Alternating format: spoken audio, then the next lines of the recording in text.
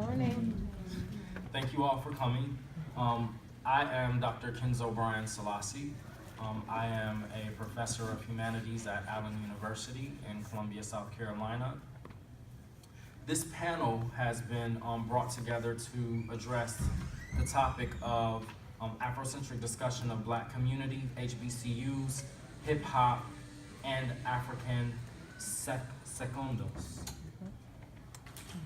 I am accompanied by, I will let each person introduce themselves, please. My name is Denise Rozier, also known as Ayo Sekai.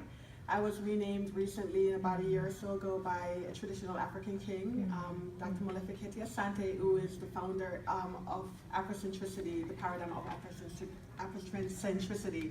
I am a doctoral student here at Howard University as in political science. Hi, my name is Uchenna Onozuleke. I am an adjunct professor at James Madison University and also here at Howard. And also I did my PhD here. I graduated last year in the School of Communications. We have one additional presenter who is on the way. We will make time for that presenter once she arrives, but we will get started. Do you want to begin? Sure. All right. My presentation will be on how Afrocentricity can positively change and impact the way we see ourselves as a people. There's a lot of talk, the narrative of self-hatred and self-degradation within our community, especially with the rise of the Black Lives Matter movement.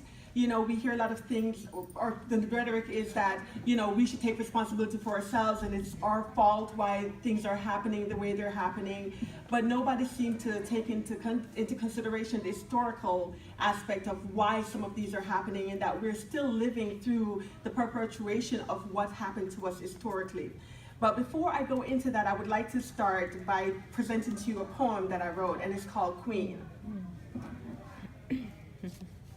And I wish I had it memorized, but it's brand new. And so I'm going to read it for you. Queen, walking through the land of milk and honey, I have been touched. My Nubian sister queens of my heart has been the object of impersonation and adoration throughout antiquity.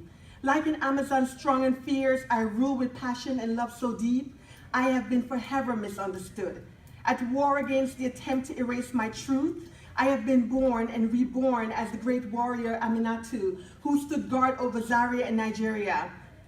Empress Candace of Ethiopia's tactical skills still reign as a residue of prominence as I drip the life source of my people like tears. Stories of my splendor has compelled kings to kneel when they call the name of Makeda.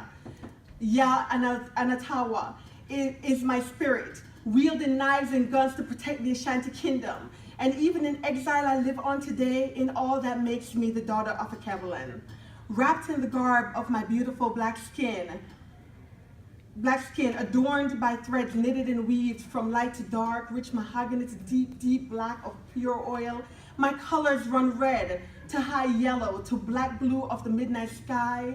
I am beautiful. My crown points to the North Star that tells the tale of the birth of a religion. My brothers introduced the world to the gifts of frankincense and myrrh. One touch of my fingertip is filled with knowledge beyond comprehension, as I have toiled to build the pyramids that has yet to be deciphered. The sleekness of my limbs tells stories from times of old, from the begotten to the begotten, and to all the begetting that's still to behold. I am bad.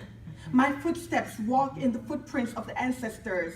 Every fiber, every toe, every line at the bottom of my feet is a story of wrong that has been lodged against my skin. The raping of antiquity, my fathers and their fathers after them has marked my skin with knives of remembrance. So I will labor into history, the collective memory of a lived experience.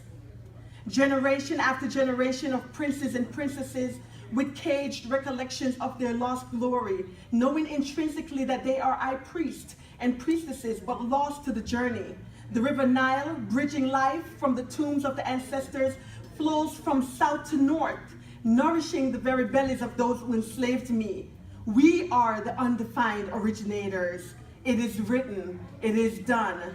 My Ips, the birth of a civilization, a journey of tribulation. My children have seen the lands of Asia, Europe, North and South America, the great beyond of Australia, traversed to the corners of Antarctica, but born of Africa, my progenies has captured the hearts and minds of all who behold them. Like tar, I scar. You cannot take from me without the residue of my essence sticking to you. And like blood, I will taint and mark you. My scent penetrating your nose, and like DNA, I am part of you. Your story cannot be told without telling mine. The spirit of my soul shall forever shame you. Reinventing, co-optation, buying and selling your trade as no value here. Because who I am is the great I am, for I created you.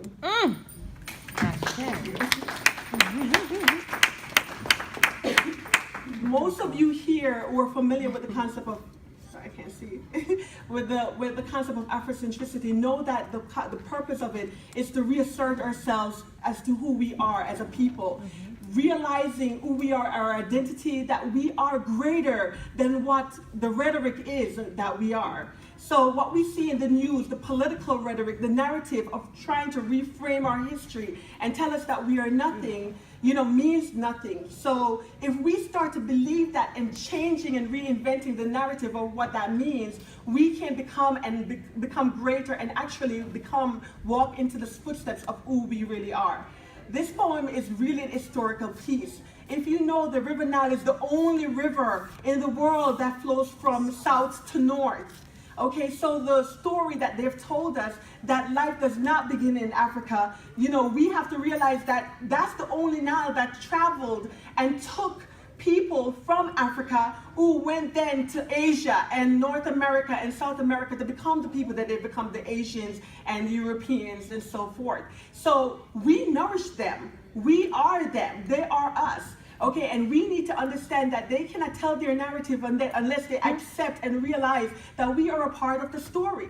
We built this country, our blood has flowed, and we are this country. So that's what we as a people need to accept and understand. And once we have done that, then we will know that our true history is who we are. And when we start voicing that, because language is the true power, and that's what they've done to rename us. They've taken our name, they've taken our history, they've taken our tongue, our language. I don't know how many people were sitting in the presenter earlier today, but he spoke about how they've taken your name and how they've taken your language and your history. So now, because of that, we have basically been stripped of our true identity. By reclaiming that identity, Afrocentricity can help us get to the next step. It will help us rename ourselves, reclaim our identity, reassert ourselves as the true greatness that we are. And by understanding that, that's where we begin to walk in our true power. Thank you. Right.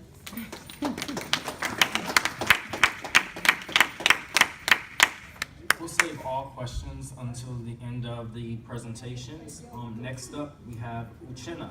Okay, please. The first and second slide. Can you... Sure.